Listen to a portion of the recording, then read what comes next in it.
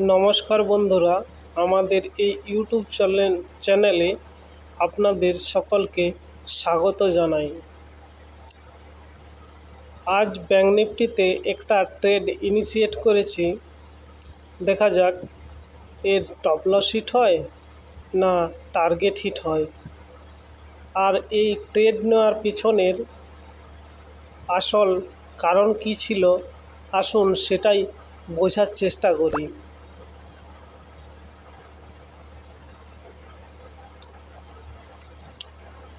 দেখুন, এখানে support লেভেলকে breakout দেওয়ার পর মার্কেট কিন্তু সাইড বেস হয়ে গেছে, অর্থাৎ লোয়ার লো লাগিয়ে মার্কেট কিন্তু উপরের দিকেই যাচ্ছে। মানে এখানে অলরেডি ট্রেন্ড চেঞ্জ হয়ে গেছে।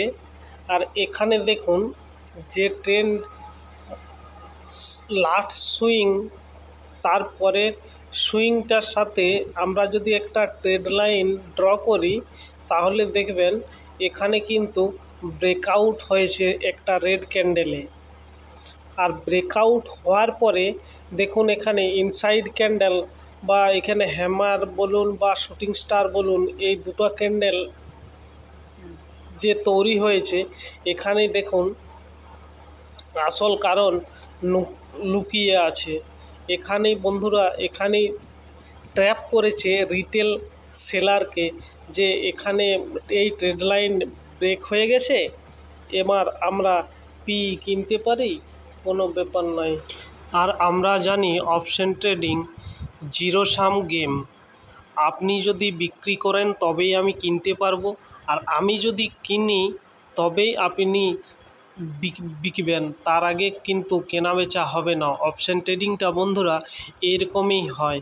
এই দেখুন এই ট্রেড লাইনে এই রেড ক্যান্ডেলে ব্রেকআউট দেওয়ার পর এখানে কে আসবেন বন্ধুরা, একটুকু চিন্তা করুন আপনারা। ব্রেকআউট হওয়ার পর ইউটিউব থেকে আমরা এটাই শিখে থাকি যে ব্রেকআউট হওয়ার পর এখানে সেল করো। আর আমরা যদি এখানে সেল করি, দেখুন মার্কেট কিন্তু এসএল হান্ট করতে করতে করতে করতে উপরে চলে গেছে মার্কেট।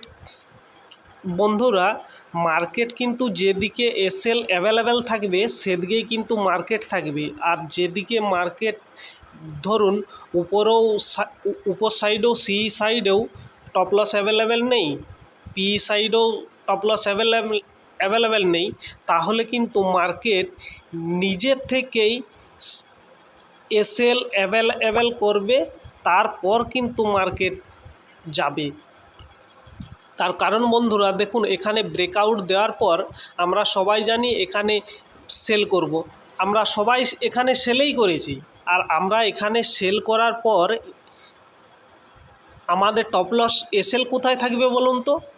এসএল থাকবে তার উপরে। আর এই এসএলকে হান্ট করতে করতে মার্কেট দেখুন 90 ডিগ্রি উপর দিকে চলে গেছে।